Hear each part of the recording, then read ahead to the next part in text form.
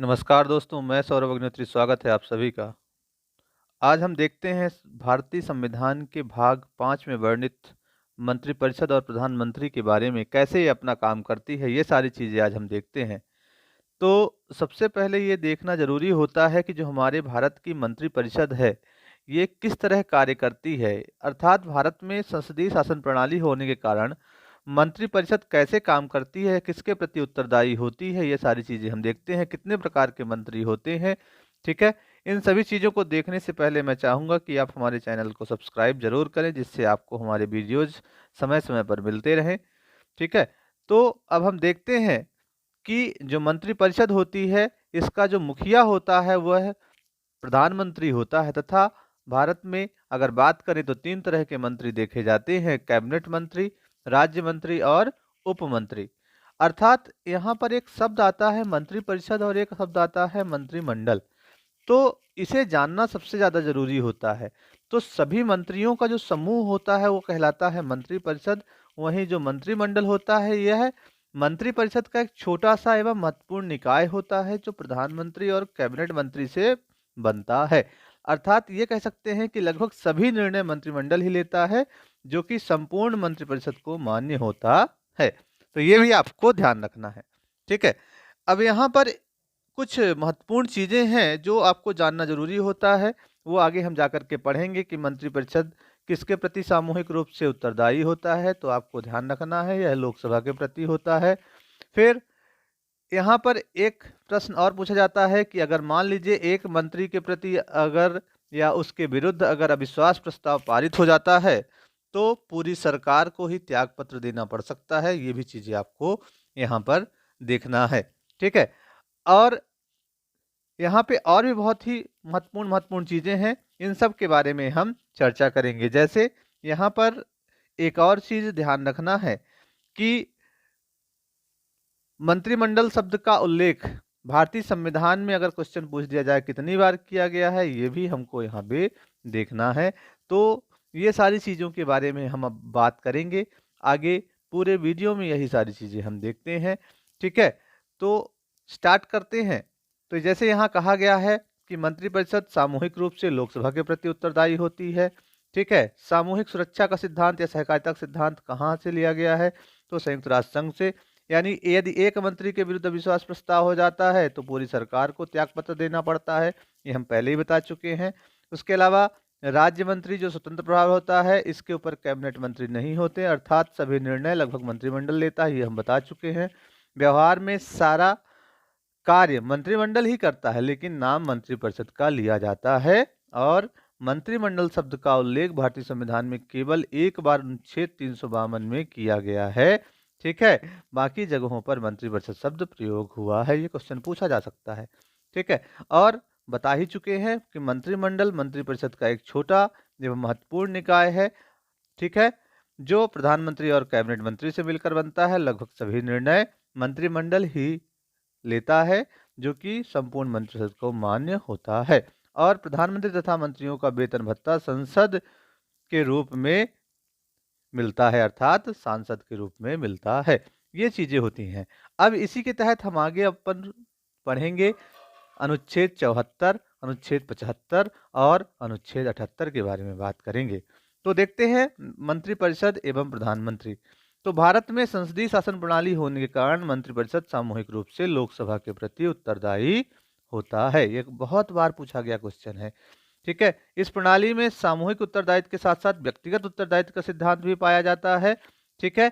और एक मंत्री के विरुद्ध अविश्वास प्रस्ताव पारित हुआ तो सरकार को त्यागपत्र देना पड़ता है।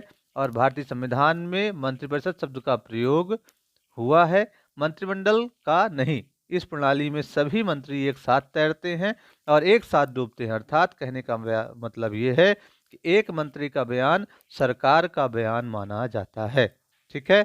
चाहे वो प्लस में हो, चाहे वो माइनस में हो, ठीक है? अब देखते हैं अनुच्छेद 74 के बारे में। तो अनुच्छेद 74 ये कहता है कि राष्ट्रपति को सहायता और सलाह देने के लिए एक मंत्रिपरिषद होगी तथा राष्ट्रपति अपने कृत्यों का प्रयोग उसी सलाह के आधार पर करता है। अर्थात यहाँ पर मंत्रिपरिषद और राष्ट्रपति के संबंधों का उल्लेख किया गया है। वहीं ये कहा गया है कि 42वें संविधान संशोधन अधिनियम के द्वारा यह प्रावधान कर दिया गया कि राष्ट्रपति मंत्रिपरिषद के परामर्श को मानने के लिए बाध्य है, लेकिन 44वें संविधान संशोधन के द्वारा यह कहा गया कि राष्ट्रपति मंत्रिपरिषद के परामर्श को एक बार पुनर्विचार के लिए लौटा सकता है, लेकिन पुनर्विचार के बाद यदि संशोधन हुआ हो या नहीं भी हुआ हो, अगर पुनः भेजा जाता है तो राष्ट्रपति मानने के लिए बाध्य है।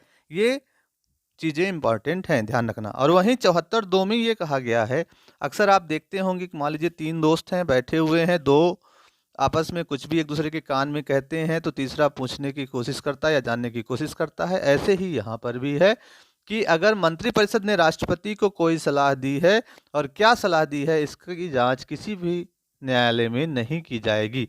लेकिन ये भी ध्यान रखना है कि किस आधार पर सलाह दिया है, इसकी जांच की जा सकती है। यदि आधार संवैधानिक होगा तो न्यायालय उसे अवैध घोषित कर सकता है।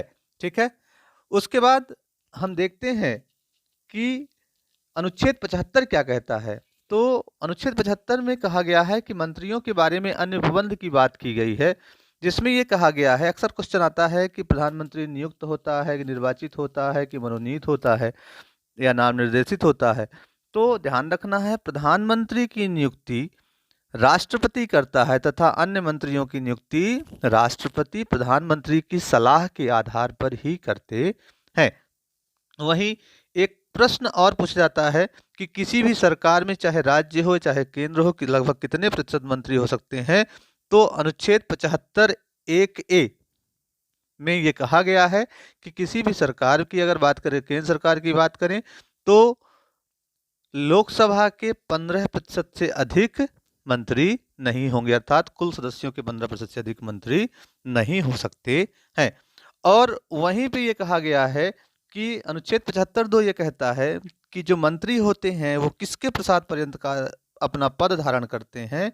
तो मंत्री जो होते हैं वो राष्ट्रपति के प्रसाद पर्यंत अपना पद धारण करते हैं। वहीं 75(3) ये कई बार मैं रिपीट कर चुका हूं कि मंत्रिपरिषद किसके प्रति सामूहिक रूप से उत्तरदायी होती है। तो लोकसभा के प्रति सामूहिक रूप से उत्तरदायी होती है। और राष्ट्रपति 75(4) के तहत मंत्रियों को पद एवं गोपनीयता की शपथ दिलाते हैं। ठीक है। फिर उसके अलावा अगर मान लीजिए कोई व्यक्ति बिना किसी सदन का सदस्य हुए 6 माह तक मंत्री रह सकता है, लेकिन दोबारा मंत्री तभी बनेगा जब किसी सदन का सदस्य हो जाएगा। वहीं 75(6) ये कहता है कि संसद समय समय पर कानून बनाकर मंत्रियों के वेतन एवं भत्ते का निर्धारण करती है। ठीक है। और ये ध्यान रखना है कि सांसद से लेकर प्रधानमंत्री तक के पद का वेतन समान होता है वर्तमान में। ठीक है। और अगर आगे जाएं तो अनुच्छेद 78 ये कहता है कि यहाँ पर राष्ट्रपति और प्रधानमंत्री के संबंध की बात की गई है, अर्थात अनुच्छेद 78(1) के तहत प्रधानमंत्री का यह कर्तव्य है कि वह विधान या प्रशासन संबंधी सभी सूचनाएं समय समय पर राष्ट्रपति को देगा। और 78(2) ये कहता है कि राष्ट्रपति प्रधानमंत्री से विधान या प्रशासन संबंधी कोई भी सूचना मांग सकता है। मतलब 1 में प्रधानमंत्री खुद देगा और 2 में राष्ट्रपति मांग सकता है प्रधानमंत्री से। ठीक है। तो ये 78(1) और 78(2) की बात की। और अनुच्छेद 78(3) ये कहता है कि किसी विषय पर मंत्री ने अकेले निर्णय ले लिया है तो राष्ट्रपति उसे मंत्रिपरिषद के समक्ष विचारार्थ रखने हेतु कह सकता है। ठीक है। ये चीजें अपने को ध्यान रखना है। तो अनुच्छेद 78 में राष्ट्रपति और प्रधानमंत्री के बीच जो संबंध है उसकी बात की है। ठीक है। और यहाँ पे 2 चीजें और ध्यान रखना है कि मंत्री राष्ट्रपति के उत्तरदायी है। ठीक है। मंत्री अपने विभाग के प्रति उत्तरदायी होता है, मंत्री लोकसभा के प्रति उत्तरदायी होता है। ठीक है। तो ये आज हमने बात की प्रधानमंत्री सहित मंत्रिपरिषद के बारे में। ठीक है। हमने बताया कि मंत्री किसके प्रसाद पर्यंत पद धारण करते हैं, किसके प्रति सामूहिक रूप से उत्तरदायी होते हैं, प्रधानमंत्री और अन्य मंत्रियों की नियुक्ति कौन करता है, ये अपना पद कैसे ग्रहण करते हैं। ठीक है। तो ये सारी चीज़ें हमने चर्चा की, अनुच्छेद 74, 75, 78 के बारे में बात की। तो इस सब को आपको अच्छे से, बहुत अच्छे से पढ़ना है। ठीक है। ख्याल रखना है, सुरक्षित रहना है, कोरोना से बचना है। ठीक है। साथ ही साथ हमारे चैनल को लाइक और सब्सक्राइब जरूर करना है। ख्याल रखिए अपना। धन्यवाद।